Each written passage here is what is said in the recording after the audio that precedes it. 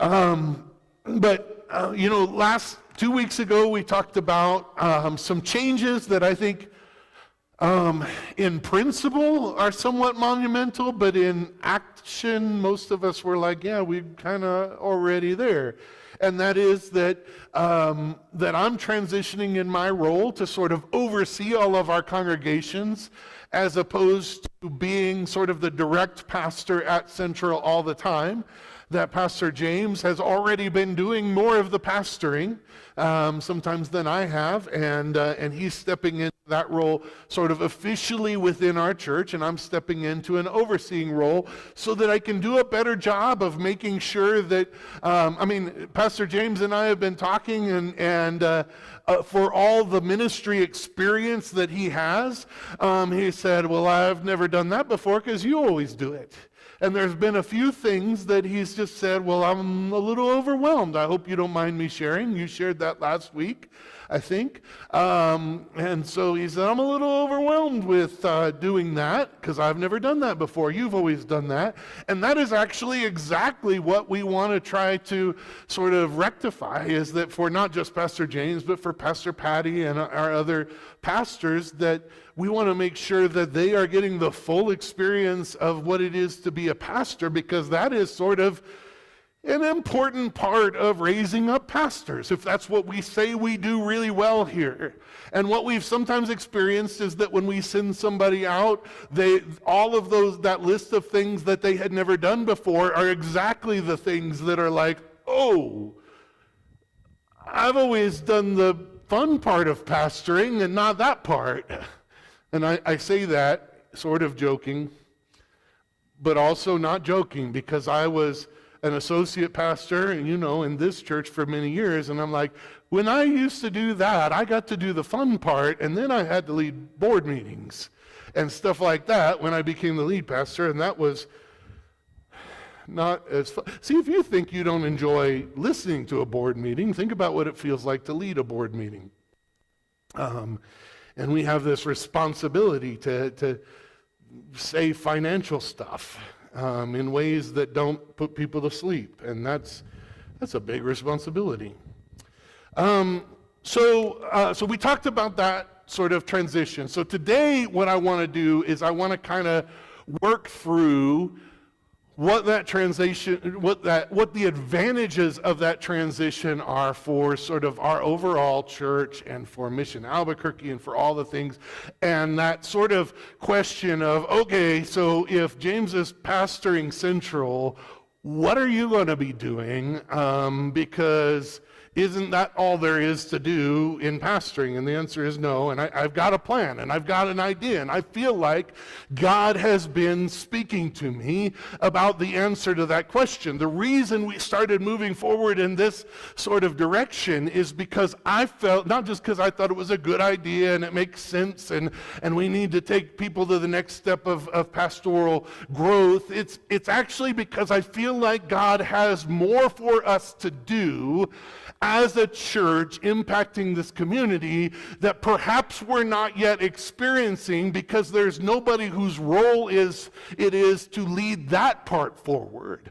And so that's kind of what I'm hoping for. So we're going to go to the book of Nehemiah for today. Actually, I got a few different scriptures throughout the course, but we're going to start in the book of Nehemiah. Nehemiah is a wonderful book. If you don't know, we did a study chronologically. I think we called it Return, and the chronology, that was brilliant. Right after COVID, when we were returning, and it was a dirty trick for me to figure out how to put return really big on a banner outside the church, just in case people forgot that they needed to return to church after COVID. But what we talked about was the return of Israel to their homeland, to Jerusalem, and we went through chronologically what that looked like and how God worked as they returned, and we talked about what that looked like for us too as we return, not returning to what it was before, but returning to what it should be. And that was what we talked about in that series. So we started, actually, the book of Nehemiah is a really good place to start in all of that. We got into the book of Haggai and Ezra and things like that. But in the book of Nehemiah, chapter 1, it says, the words of Nehemiah, son of Hakaliah. See, sometimes we as pastors just pretend like we know how to say those words, and we don't. We don't know them any more than you do, so we'll all just assume I said it right. In the month of Kislev, in the 20th year, while I was in the citadel of Susa, so in other words, he was not at home. I mean, he was at home where he had been living, but he was not at home in terms of where his people were from. Hanani, one of the brothers, came from Judah, which was home, with some other men, and I questioned them about the Jewish remnant that had survived the exile and also about Jerusalem.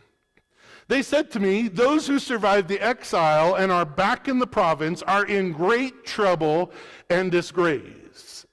The wall of Jerusalem is broken down and its gates have been burned with fire. When I heard these things, I sat down and wept. For some days I mourned and fasted and prayed before the God of heaven. That's Nehemiah 1 through 4. I don't know if you've driven through this neighborhood lately. I think the people of our city have a tendency to avoid it. I'll never forget Pastor Fred and I, while Pastor Bain was still the pastor here, Pastor Fred and I showed the president of the Bible college around at that time and kind of showed him and his wife what we were doing here. We took them out, taking it to the streets ministry. We took them out and prayed for people on the street. And we kind of described how, by the way, some of you may not know or remember this, but there were people that did not follow us when we left Uptown to move our church down here, and they didn't follow us because it's kind of scary down here. I mean, I'll be honest, when my boys were not able to drive and they've gotten rides to church after practice or something, people have looked at them like, are you sure this is where you want me to drop you off? I mean, they've even taken Ubers. We've had people that were out-of-town Nazarenes, and they were at an airport hotel, and they took an Uber here because it was the closest church to the airport hotel they were staying in, closest Nazarene church, and they showed up, and the Uber driver said, are you sure this is where you want me to leave you? You know, tourists are coming and being left in this neighborhood, and they said, yeah, this is what the address said, and they said, I'll stay and wait to make sure. Those are, I mean, they're anecdotes, they're anecdotal stories, but they are true stories that I have heard about what happens, because normal people, I'm just going to assume if you're here today, you're not normal, because you're still here. Normal people come, and that means you fit in really well with us, by the way. Normal people come and visit, and they look around, and they're like, oh, no.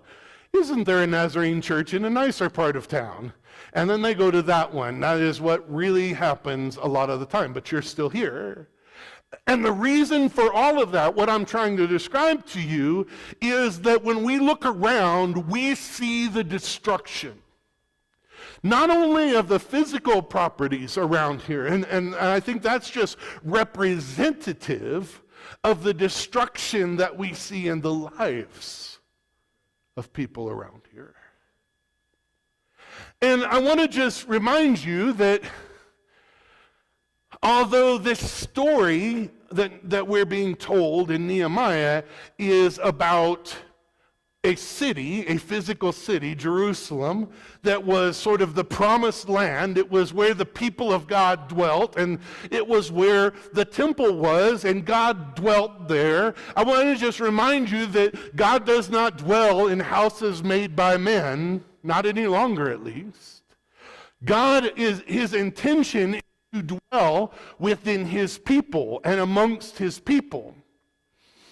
And so the destruction that is most troubling in this neighborhood is the destruction that we see because of the absence of the presence of God in people. And I still believe that the solution is the presence of God in His people. And it starts with the presence of God in us, but it doesn't end there. In other words, we can't just sit here and hold hands and sing When We All Get to Heaven. I love that song. It's wonderful. We don't sing it very often because I have a tendency to feel, our Bible study was in Matthew 28, probably very appropriately, if you were in our live Bible study this morning, the Great Commission. And one of my troubles with the church standing and holding hands and singing When We All Get to Heaven is because we're most often paying so much attention to heaven that we're not paying attention to the commission that God has given us right here. And so our church rests right here on purpose, by the way. We used to be in the nicer area of town. We used to be in places where we didn't have to look at this. But we came here on purpose. And one of the things that I said this, I go all over town in my job, and I go to some really nice places, some really nice houses, and maybe you live in some of those, and that's wonderful, and that's great, and I'm not criticizing. I'd love to live in some of those really nice houses, but I told my wife one day, I said, I don't know if I could live there, and I was kind of looking at a place far from here. Because I feel like my temptation would be, if I lived there, not to come here. And every day I would have to overcome my temptation living there in that beautiful place to not come here. And because it's hard to be here sometimes. It's hard to go into the place where there's all this destruction and see it. And sometimes we can drive in here and maybe we're here, but we still don't see it. Because it becomes habit and we don't look, perhaps. But I feel like one of the most important things that we can do is put ourselves in a position to see the destruction that comes with the absence of the presence of God in the lives of people. I still believe it's the solution, that they would find the presence of God in their lives. Now what happened is Nehemiah, I skipped a bunch of verses because Nehemiah went to the king and he basically said, I need to do, after fasting and praying, he said, I need to do something about this. And the thing that he said I need to do is I need to go back and I need to oversee. I need to do something about this. So he went into the place where the destruction happened, where the destruction was. And in fact, in chapter 2, it's at the bottom of this right here, in chapter 2, what he has just finished doing when we read this next verse is he has just finished going in and out and observing the destruction.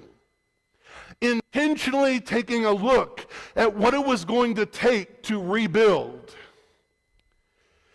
And he says to the people that are with him, you see the trouble we are in. Jerusalem lies in ruins and its gates have been burned with fire. Come, let us rebuild the wall of Jerusalem, and we will no longer be in disgrace. And pastoring a church is a hard job. There are so many everyday things that you do in pastoring a church that it sometimes feels difficult to juggle all the things. All the things we have to do pastoring the people that are here, all the things we have to do for our compassionate outreaches in the community, all the things we need to do. And I'll just be honest that sometimes it's difficult to see the forest for the trees. Are you familiar with that that phrase? That I know we've got people from all sorts of different cultures, and maybe this is like throwing the baby out with the bathwater. I want to make sure that you understand that when you say we can't see the forest for the trees, what we mean is when you're down in the midst of it, you see all these trees, but you don't see sort of the magnitude of the issue. You end up trying to fix the problem that's right in front of you, and you don't get to step back and say, how do we fix the thing that's causing this problem? And I think sometimes that's what it feels like in this community, is we're right in the middle of it, and we can see the problems, and it's like the starfish story, you know, the kid throwing starfish back in there all over the beach, and he's throwing them back into the ocean, and somebody says, what are you doing? And he says, I'm saving the starfish, right? And the person says, you can't believe you can save all of these. And he says, I made a difference for that one. And sometimes that's what it feels in the ministry that we're doing. Do we agree on that? Sometimes it feels like we can't, there's a big problem here, there's a bigger problem somehow, and we need to fix it somehow, but we don't know how, and all we really know how to do is we just know how to help this person that's in front of me. And I say that's actually what we should have as a focus. That's sometimes the best we can do. But one of the things that I want to be able to do is I want to be able to step back and say, what could we do better if we combined the resources, if we connected this with that, if we connected these two ministries, if we found this person with this gift that's over there, they're not in the central church, but they're in one of the other churches, and we brought that to bear on the situation over here. What could we do if somebody for a moment stepped back and looked at the bigger problem? And honestly, I think we need that.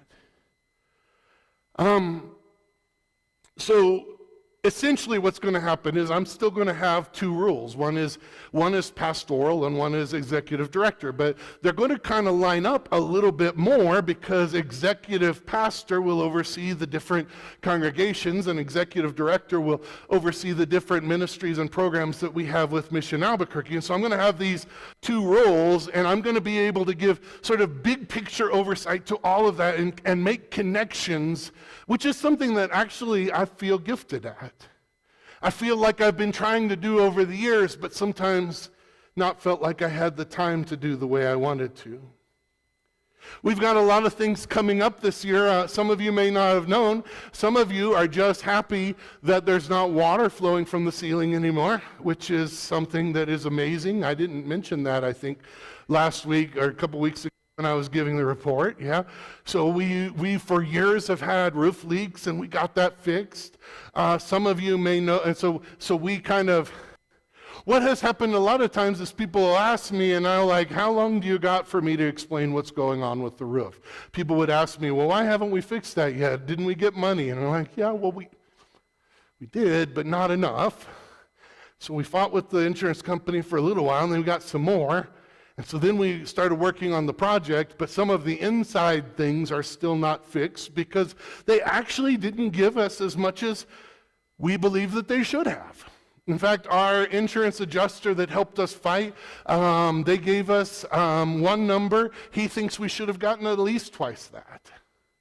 And so we did go ahead and fix the roofs with the money that we had. And if you haven't been to the Valley Church, it's really visible on the Valley Church and MTC campus, the changes, because the roofs, well, this is a flat roof and you can't really see it, and they have pitched roofs, and it's like obvious. You can see the benefit. But we still got a paint job we need to put. I was down there and I was like, man, the roofs and the soffits are all fixed and it looks great, but now it's obvious how much the walls need a paint job. And there's still some things that we need to do, and we're pretty much at the end of the money, or really close to the end of the money that they gave us. And so we're still fighting. We're still talking to them about what they should have given us. And so there's going to be people on campus this week on the 28th taking a look at what we've done so far and we're still working to get more for the inside work, and also honestly for the fact that we've had to pay people to help us fight for the last 4 years. And we shouldn't have had to do that because the insurance company should have been representing us and our interests and our needs. That's what we pay them to do. Did you know that's what we pay insurance companies to do? Maybe you didn't realize.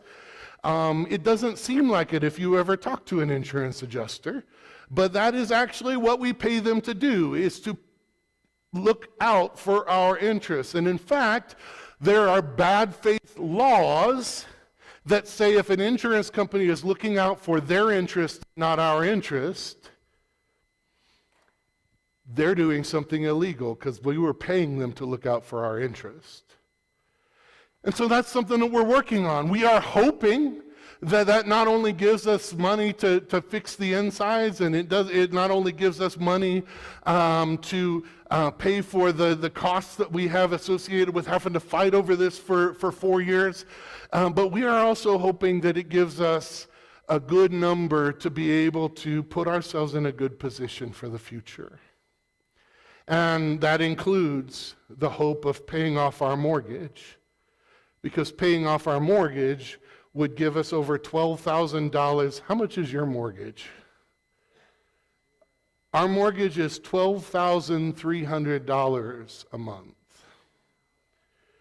And if that money was not being put towards the mortgage, it would be being put towards ministry. And that's what we're hoping for. And so pray with us about that. We don't know. We'd be happy with that amount if that's what it did, but if the amount comes out to more and it was enough for us to do other things in the future, what we would love is to be able to have an endowment for the future of ministry. An endowment is when you put money aside and you spend the interest on ministry so that it continues to provide year after year. So we like that idea. We also like the idea of investing in other places to do ministry. And so these are things that we're hoping happen the next year, and I am going to be overseeing that and making sure that we continue to work on that. We have some pressing property needs. We have an infant playground that can't be used, basically. Am I right about that, Pastor Bianca? Pretty much our front playground is concrete with a little sand, and we've tried to create shade and we've tried to do things. Right now we're having a constant problem with pigeons and the effect that pigeons have, and we can't have little kids crawling around playing with the pigeon poop. And that's not okay. And so we power washed that this week. I think Joe was out there power washing. He put an owl up. My wife, as we were driving up, said there are 2 pigeons sitting on either side of the owl. That owl is not effective. I don't know if we've put the spikes up yet, but that's part of the plan too. But one of the things we need is a shade. And when I was down actually investing at Open Gate, Church of the Nazarene down in El Paso, I had the opportunity to tour their daycare, and there was a couple things that I saw. One was a really cool fenced in with a top fence and everything enclosure for their vans, because they have the same kind of problems we do when we park our vans on our property, and that is they're not secure. And so we've had to pay extra to put our vans elsewhere. Or right now, I think they're housed at the Valley property, which is a little safer. But honestly, what that means is about 40 miles a day that we're putting on our vans that is unnecessary in both gas costs and maintenance costs as they go back and forth. And we would really love to have a secure place here to be able to put them, whether it was an enclosed barn or shed or some kind of a, but we also need a playground shade. That's what I saw there, is they had these awesome steel shades with steel cables that did not tear when the wind blew like everything we've tried so far. And we got excited.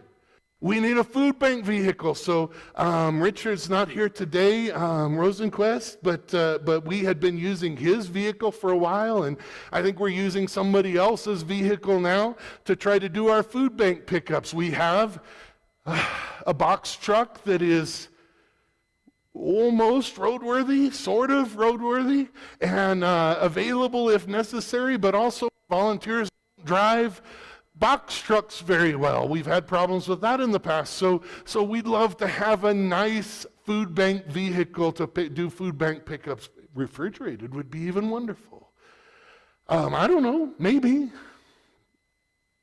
Our Valley property still has issues. We have a water heater system that is in need of repair where some of our folks live. We have windows in one of the buildings that until we get them fixed, the county is not letting anybody occupy that building. We have a kitchen that has made progress in the remodel, but what we'd really like to see is it fully finished and capable not only of feeding like everybody when we do a day camp, but also available for like nutrition and cooking classes. And so we have that. There's some needs that we have that I'd like to try to address this year. I'm going to be working very closely. In fact, next week, I believe I'm going to be preaching in the Valley, giving them a report, but I'm actually going to be visiting our congregations, which is something I've not done much because I felt the need to be here and be more intentional and more direct in my investment in our PAC pastors, Parent Affiliated Congregation. For those of you that don't know, we use a lot of acronyms here. And I'm starting a young leader cohort, which I'm hoping actually some of you are going to be involved with, and the intention of the young leader cohort is to begin to raise up pastors and church planters for the future, starting with people about in the age group of 16 to 22. And so I want folks that are about 16 to 22 to be so focused on their call that God has on their life to ministry, and understanding, by the way, this is the way the cohort's going to be. It's going to be, I'm not giving you a pastoral role. I'm telling you to go out into your community and be a pastor.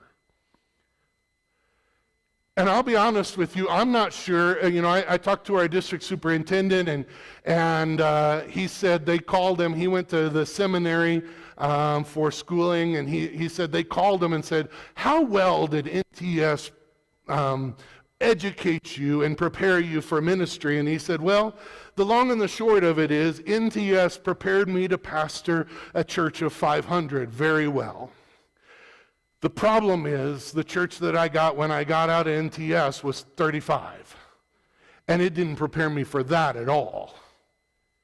And so the seminary preparation of the Church of the Nazarene, although we're shifting, we're trying to get better, but basically the preparation that the Church of the Nazarene usually gives is that people graduate from our liberal arts universities and our seminaries ready to pastor a big church, ready to get a paid gig so they can pay off their student loans, and they look at the landscape of the Church of the Nazarene and they realize there's not very many of those jobs available. So I just went to 8 years of schooling and paid a bunch of money at a private college institution to prepare for ministry that's not going to pay me.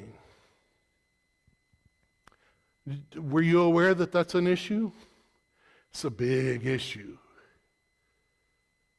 And so one of the things that I've been talking to our young people about is tent-making jobs. What does it look like to be prepared to support yourself as you do ministry? So some of our young people who are being called to ministry are not going to Point Loma to prepare for ministry. They're going to other colleges where they're going to prepare for jobs that impact the world in other ways, so that they can support themselves as they do ministry. And so what I want them to be prepared for is what it looks like when they haven't graduated with a college degree in ministry, and now they're coming out with a job, and their pastor may or may not be ready to just hand them a ministry role, but guess what? They could build a ministry where there is no ministry. In fact, We need people who plant churches. We need people who build a ministry where there is no ministry. And in fact, the honest truth is, if you go to pastor an existing Church of the Nazarene today, you better be ready to build a ministry where there is no ministry, because that actually describes half of our churches today. Boy, that stung a little, didn't it? And so I'm going to start this cohort with young leaders. I'm going to meet with them on Zoom, and I'm going to challenge them to do ministry where they're at, to start Bible studies, to start witnessing to their friends, to start building something where there is nothing, so that if they do that while they're in high school, if they do that while they're in college, that when they come out, they'll be able to do that wherever they are. If they take a job and there's no Church of the Nazarene, but there's a need there, they could start a church. That's going to start in June, the young leader cohort. Maximizing our opportunities. The truth is, we've got opportunities, places where there is no ministry taking place or not enough ministry taking place, where we could be doing more. A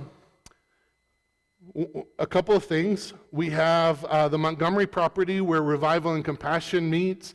Also, there's a pretty lively, solid, non-Nazarene church that meets there, and a great ministry that meets every other Friday night.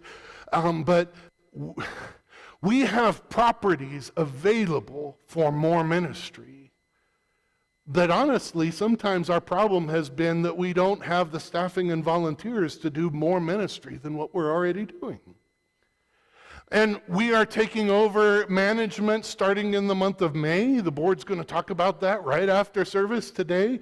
We're going to take over the management of the Rio Vista property, which the Rio Vista Church has closed.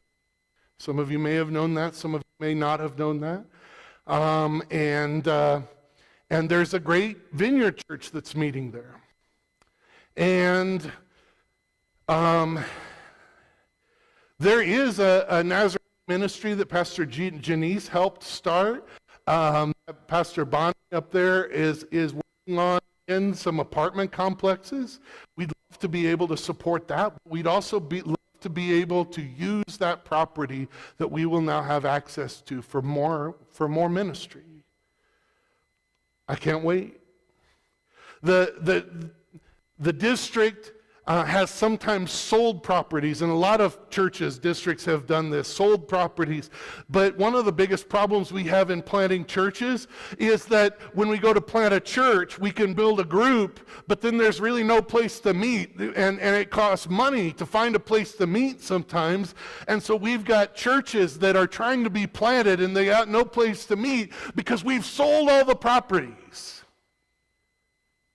And I'm convincing the district, I'm trying to convince the district, don't sell the properties. Let's just keep managing them. If you walk through the Holiday Park property, it's prettier today than it was when the church closed. It's in better shape, and it's got 3 different Christian ministries meeting there every week. And God is moving there, and God is using it. And that's the way we should be.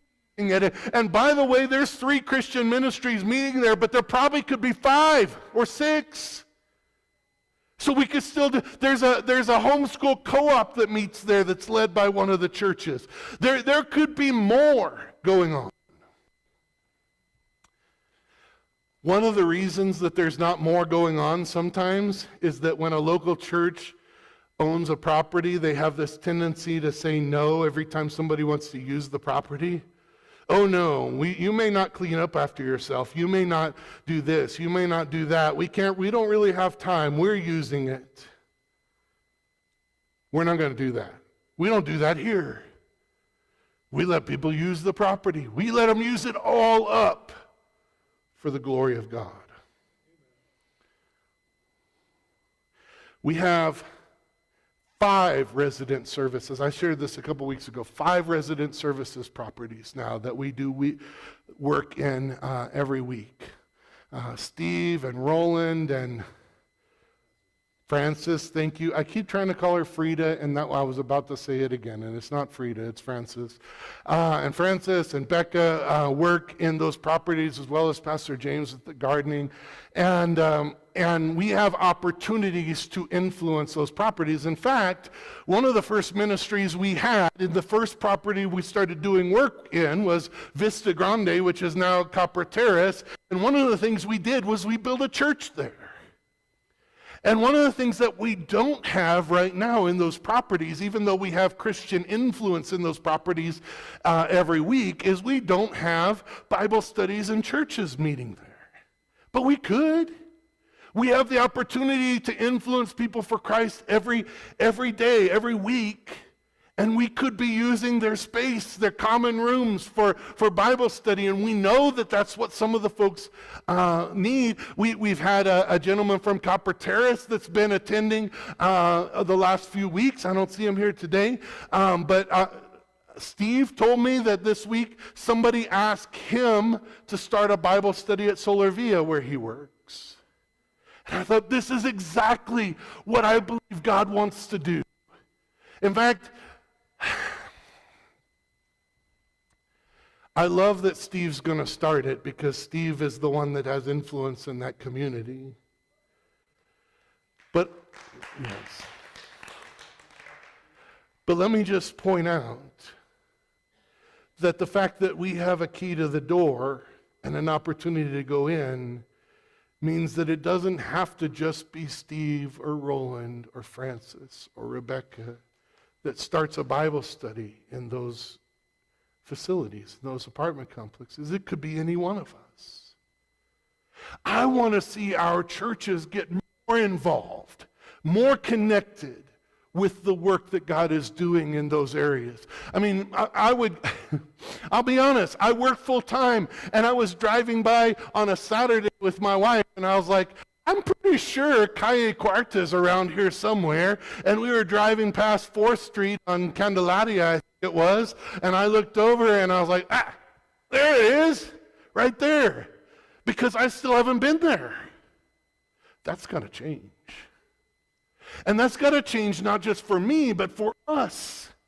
Because we have an opportunity to influence the communities where we already have folks there. I mean, just call Steve up, call Roland up, call Becca, call whoever, and say, hey, can I just come by and meet some people? Can I just come by and visit? Can I just come by, Sir James, and help you garden this week? Or Steve, and help you garden? You garden at Solar Via, right? Can I just come by this week? It's spring. It's leading into summer. It's gardening time. Can I just come by and help out? And maybe we as a church will fall in love with the people in those communities. Maybe Solar Via's right here. Steve can walk.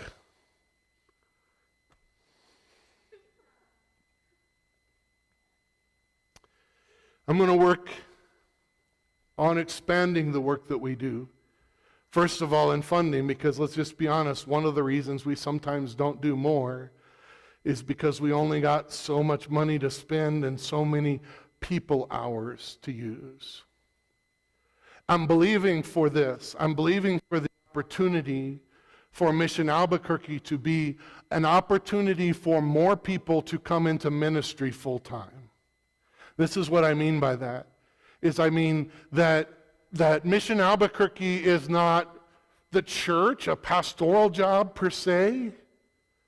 But when you come and work at Mission Albuquerque, you have a spiritual influence on the people around you.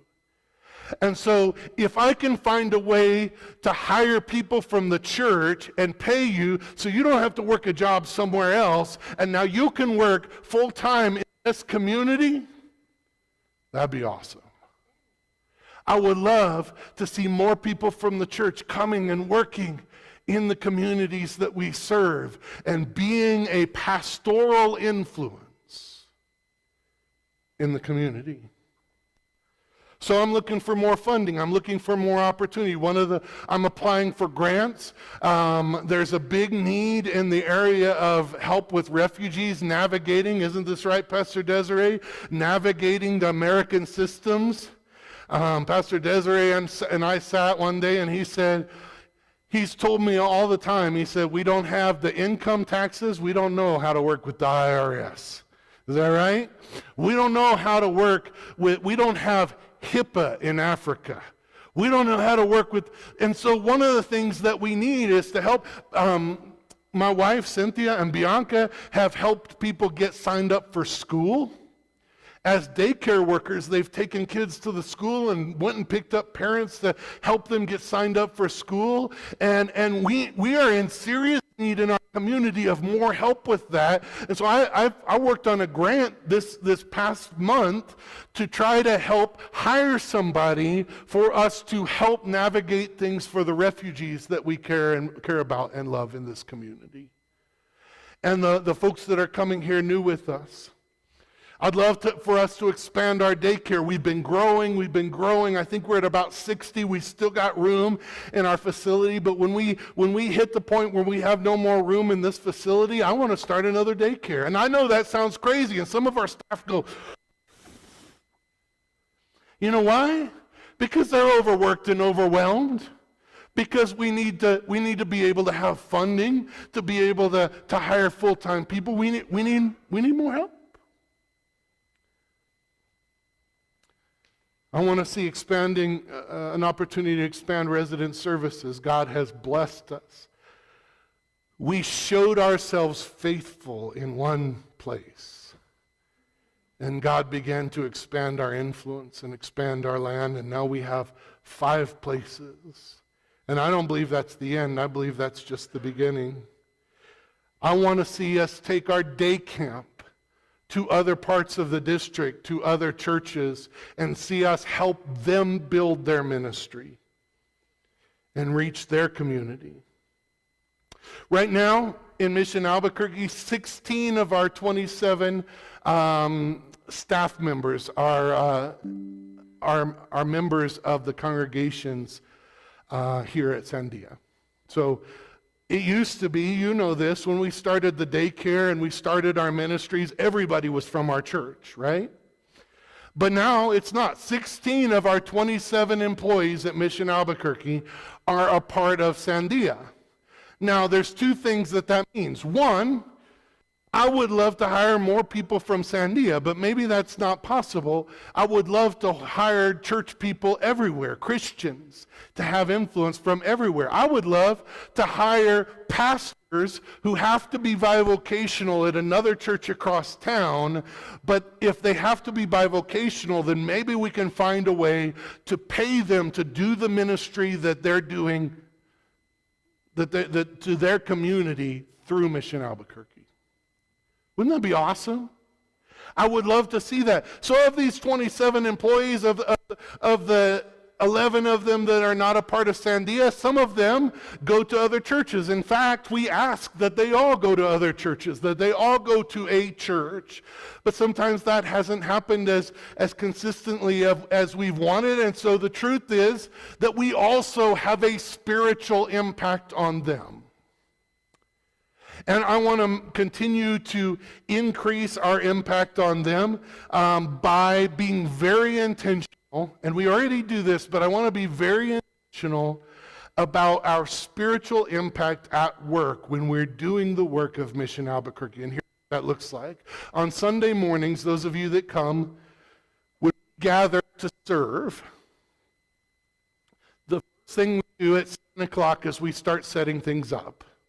But at 7:30, once things have been put in the oven and we get things started, we gather in and we have devotionals, right? Every week, every Sunday, we gather together and we have devotionals before we go out and impact our community. Now that's really intentional. In fact, Pastor James started that several years ago, coming out of COVID, or during COVID, I think we started that.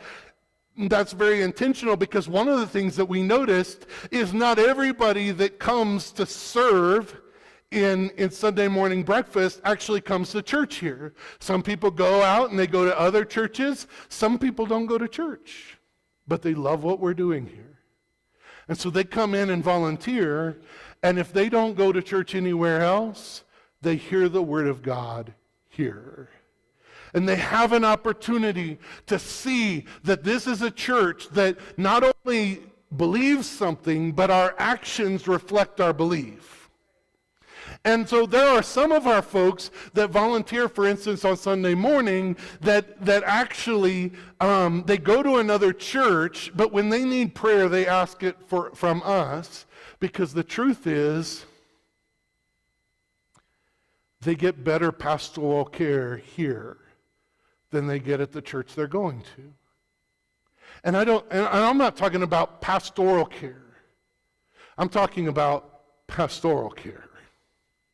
Did you follow that? What I mean is that they know that they can ask Tom and Larita or Willie for prayer, and they will be pastored. They will be cared for. They know that they can ask Ethan for prayer, and they will be pastored, or Brennan or Katarina. They know that they will be pastored by the people of this church, not just the pastors, if they ask for prayer. And they don't necessarily, that's not a normal thing in churches. I don't know if you know that. But what we want to see is that we don't want our church's impact to be limited to what happens on Sunday morning. In fact, I believe that our church is much bigger than what happens on Sunday morning. That the impact of what God is doing throughout the week in Kingdom Builders is bigger than the impact of what God is doing here on Sunday morning. Can you imagine that? Do you believe that? I believe that the congregation that God has called us to impact as the Sandia Church of the Nazarene extends all across the city because of Mission Albuquerque and our extension out into the communities. And so what I want to see is I want to see more and more of that. We already have established a pattern in our food bank, and I know sometimes it's been a little bit of a wrestling, hasn't it been, on Mondays and Tuesdays? Because sometimes here's what kind of happens sometimes is, over the years, I'm not talking about right now, I'm sure it's perfect right now, is that Pastor James has come in and said, hey guys, this is really important. We need to actually do devotions before we serve our people. We need to pray together. We need to recognize that God is working on us in his means of grace as we serve our community. And so he'll establish it, and he'll start the devotion time. And then one week he's out of town. And did they have devotions? Here? Sometimes. Maybe in the past. But in the past, it has not always happened, right? So we're talking about what if Michael's there? Isn't Michael leading devotions? What if Willie's there? Isn't Willie leading devotions? What if Steve's? You understand is that it doesn't have to be established by one person, that we need to go into every ministry that we do with the thought that I have an opportunity to influence these people. Because honestly, Willie, when she first came to volunteer, wasn't a part of our church. She's a part of our church now, and she's becoming a leader in our church, but she wasn't a part of our church. So she came in before she had ever come on Sunday morning, and if there had not been a spiritual influence in that time, would she ever have come on Sunday morning? That's what I mean by that's the church. And we're already doing that in some areas. I understand Grace Free Store on Thursday does that same thing as we gather as volunteers. I want to see that happen more and more. I want to see, we're talking about what that looks like in the daycare. It's a little difficult when we got 2 people here at 6 in the morning to figure out how we do a devotional with all the staff, right? We did it, I think, during COVID, when everybody was coming in later and all at the same time, and we had a little bit more control over it. But we need to figure out how to reestablish that, not just for the kids, but for our community of workers, right? Devotionals. growing across every site. This is how I'm going to be able to be pastor, executive pastor over our churches, but executive director and pastor over Mission Albuquerque. Did you follow that? I might not always do the devotions. I don't think I can in every place. But this is an influence we need to have. This is an emphasis. One of the things that's coming, we're going to be rolling this out in October, is our new Mission Training Center program, MTC program. And it is going to be not just, our MTC program has been, we think of the Valley property as MTC. Our MTC program has been going on. We had courses. Last week, I think we had the second installment of Reaching Hurting Kids Institute, which I heard lots of really good things about. So we offer courses. But one of the things that we've been talking about is we only have limited resources. I think my mic's going out. We only have limited resources to offer courses, but we have a lot of opportunity to provide some accountability for courses, for things that are going on. A couple things. Provide accountability for us to be holistic in our development. And also give people credit for the areas they've already been developing holistically. And here's what I mean. We have always been a church that develops people spiritually. And I believe we've always tried to develop people in leadership and ministry skills. I believe that we've always tried to get people involved in servanthood and active ministry. And honestly, that's how we've developed people in leadership and ministry skills. One of the reasons that we established the Mission Training Center is because, I don't know if you guys have noticed, but not all of us come from the healthiest of backgrounds. Like, some of us have gone through some things. And some of us don't realize how the things that we've gone through actually still impact the work that we try to do in the church. Do you know that? And so one of the reasons that we established MTC was to start working on sort of our own character development, coping skills, things like that, so that we can be healthier to impact our city for Christ. So, character building and life skills.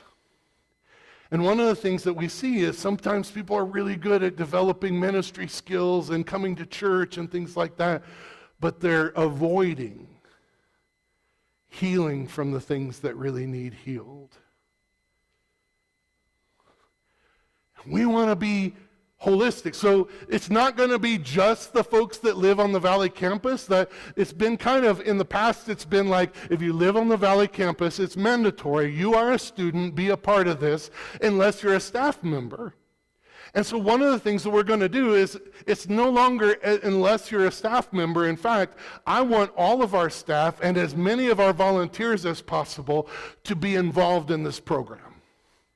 And it's basically a discipleship program, but it's a holistic discipleship program. And I want us all to consider how we grow together in our character, in our life skills, coping skills, in our spiritual development, in our leadership and ministry skills, and in our servanthood and active ministry. And if we do that together, I think we're going to make so much more of an impact on this city than we already have. I really think we're going to be paying attention to the foundations. We're going to be developing as individuals. We're going to be keeping Christ at the center of every work that we do, even the ones that don't seem inherently spiritual. And that's what we need. And that's what sometimes doesn't happen, because it might happen here, but if it doesn't happen over here, who's the one that's paying attention to that? Who's the one that's overseeing that? Who's the one that's coming over and saying, hey, look at where we're going. Look at what our purpose is. Look at what we're trying to do. We need this here. So that's what I need to do. That's what I need to pay attention to. That's what I need more time devoted to. My intention is to be back full-time doing this work and looking at the bigger picture throughout all of our ministries. In 1 Samuel chapter 7, verse 12, it says, "Then Samuel took a stone and set it up between Mizpah and Shen. He named it Ebenezer, saying, 'Thus far the Lord has helped us.'" One of the thing I always think of when I read this is that I think this is Pastor Joyce's one of her favorite scriptures. She gets really excited when we talk about this, because we can point to what God has already done to help us. And that's what they did. They built up a monument to say, look, God brought us this far. And the point of it is not to look in the past, but when we look and say, God has brought us this far, then when we start looking to the future, we can say, and if he brought us this far, he'll take us the rest of the way. The New Testament version of this is in Philippians 1. And it says, "He who began a good work in you will carry it on to completion until the day of Christ Jesus." Will you pray with me? God, we are so grateful because we know you're able. We know this is what you want to do in us and through us in this community. Lord, our heart breaks when we look around and see the devastation. Our heart breaks when we consider that the impact that we're having is not what we wish it was. And we believe in a God who is able. We believe in a God who is more powerful than what we're really seeing in terms of impact in this world. And we know that there's free will involved with it, and then there's people that don't let you do the work that you're capable of. And we know it's probably primarily our fault in what we allow you to do in our lives and what we don't. It's not that you're not strong enough, Lord, but we're trying to listen to you, to see the things that you would have us do, to do the work that you've called us to do better, and impact this community and see true transformation. Transformation, fruit, Scripture says, fruit that lasts. So Lord, help us to see fruit that lasts because of the way that you are guiding us. We praise you and we thank you. In Jesus' name, amen.